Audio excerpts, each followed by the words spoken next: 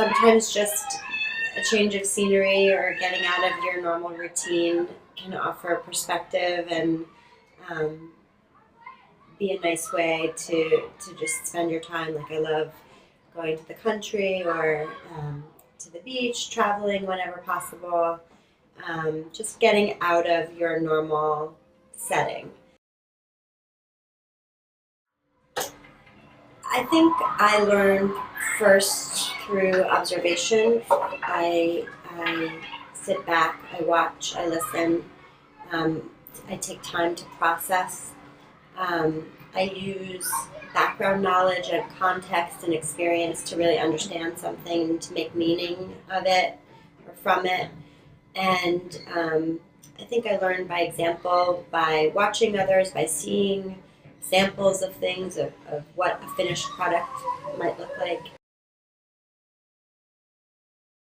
I don't think learning always came easily to me, but I always loved school, and I really worked hard, and I really wanted to succeed, and I just was, I just persevered. I would say my mom and my grandmother were both heroines to me. As I mentioned, because my father was sick and passed away when I was young. I think both of those women went through a tremendous amount of adversity and still kind of came out the other end really strong and maybe even better and stronger than before. And I really admire that. I can't imagine what it would be like to lose a child prematurely or a partner.